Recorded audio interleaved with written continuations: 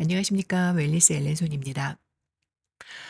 저탄고지를 시작을 하면 많은 분들이 공통적으로 경험을 하는 게 있죠. 묽은 변이나 담즙산 설사, 지방 설사인데요. 저도 가끔 겪는 현상입니다. 이 현상은 주로 세 가지 원인으로 나타나는데, 오늘은 이 세 가지 요인과 해결 팁에 대해서 이야기를 해보겠습니다. 탄수화물 섭취를 줄이고 지방 섭취량을 늘리면 초기에는 지방 처리 능력을 준비하는 시간이 필요하죠.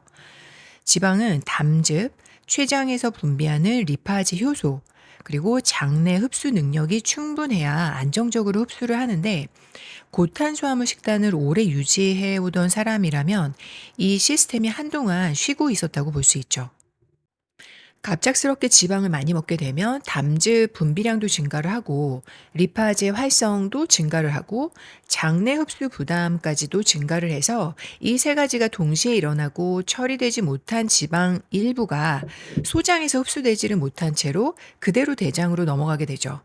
대장에서는 이 지방이 삼투압 작용으로 물을 끌어당겨서 묽은 변을 만드는 겁니다. 이 과정이 보통 2주에서 4주 정도 지나면 자연스럽게 적응을 할 수 있습니다. 하지만 적응된 이후에도 한 끼에 과도하게 지방을 많이 먹으면 일시적으로 묽은 변이나 지방설사가 나올 수 있습니다. 즉, 개인의 장 민감성과 몸 컨디션에 따라 지방 허용량이 달라질 수 있다는 거죠.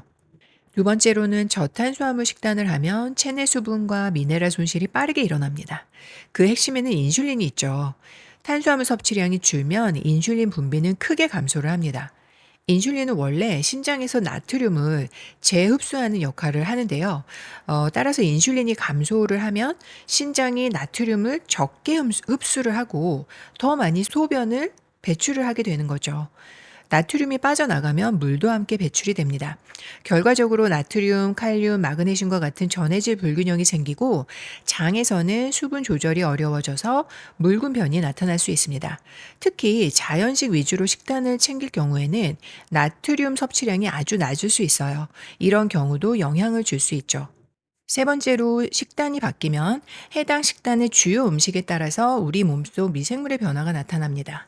특히 동물성 저탄고지나 카니보어 등의 경우는 식이섬유 섭취가 낮고 프리바이오틱스도 줄어들게 되고 반면에 단백질과 지방은 증가하고 담즙산도 증가를 하죠. 그 결과 미생물 군집, 즉 마이크로바이옴이 기존 탄수화물을 분해하는 환경이었다면 지방과 단백질을 분해하는 형태로 바뀌는 겁니다.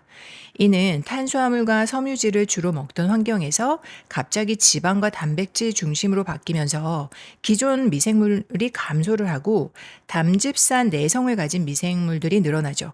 이런 변화 과정 속에서 가스 생성 변화나 대사산물이 바뀌고 장 운동성의 변화도 일어나는 겁니다.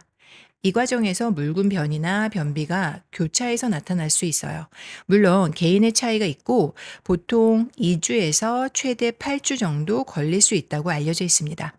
제 경우에는 초반에 변비가 나타나기도 했었는데 그 현상은 사라지고 속이 좀 편안한 대신에 아까 말했던 것처럼 지방 섭취를 한 번에 좀 많이 했을 때 묽은 변을 보기도 합니다.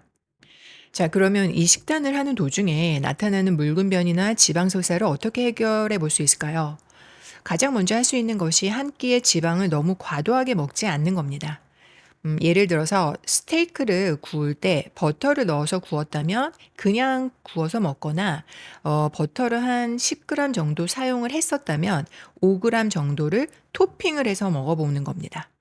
그리고 하루 한 끼를 먹을 경우에는 지방 섭취량이 과도해질 수 있죠.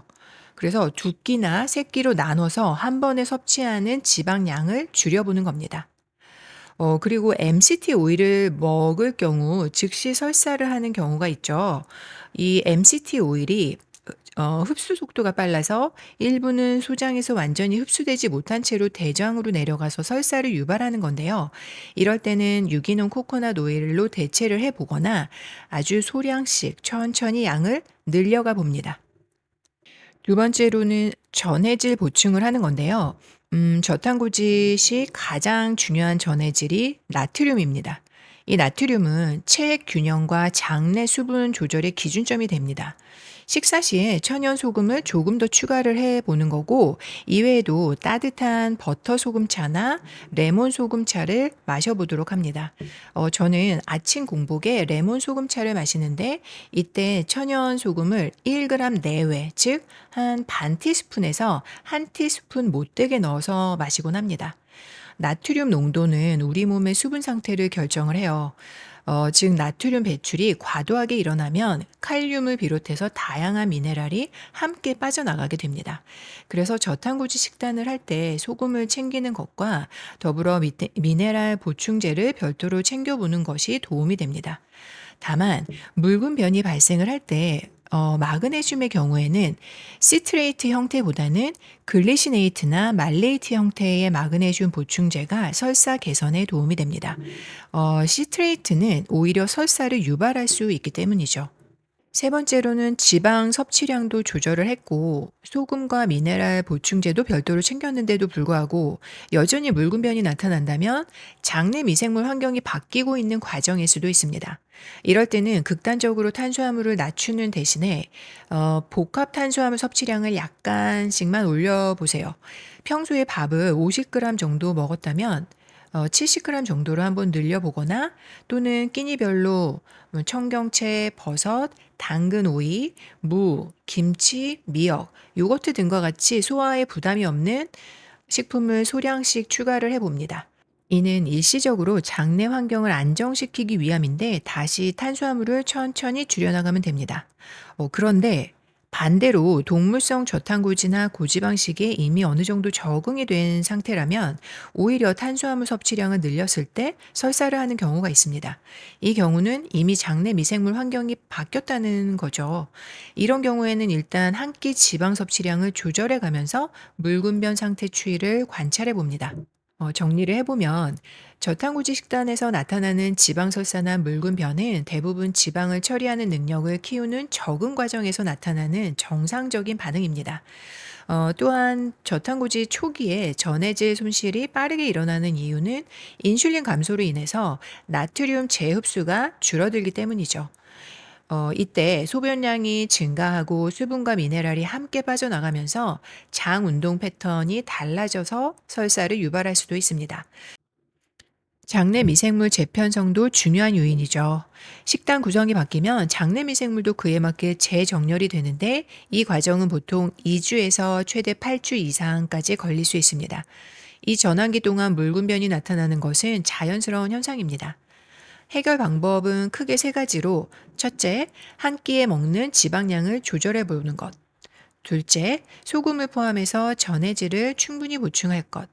셋째, 필요하다면 탄수화물을 일시적으로 소량 늘려서 장을 안정화시키는 것입니다. 식단을 바꾸면 몸은 반드시 반응을 하죠. 이건 잘못된 신호가 아니라 새로운 방식에 적응해 가고 있다는 자연스러운 과정입니다. 오히려 아무런 변화도 느끼지 못하는 것이 더 의문일 수 있어요. 우리가 오랫동안 고탄수화물 식단에 익숙해져 있었기 때문에 다른 방식으로 전환을 할 때 일시적인 불편함이 나타나는 것이 당연한 과정입니다. 이 식단이 내 몸에 맞다고 느껴진다면 서두르기보다 몸이 따라올 수 있는 속도로 천천히 케어하면서 적응을 해봅니다. 이 적응기 자체가 더 건강한 나로 성장하는 과정일 수 있잖아요. 이 과정을 천천히 즐겨보는 것은 어떨까요?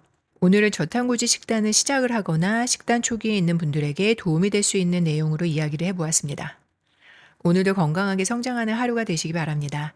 여러분의 구독과 좋아요는 긍정적인 선순환을 이루는데 큰 도움이 됩니다. 감사합니다.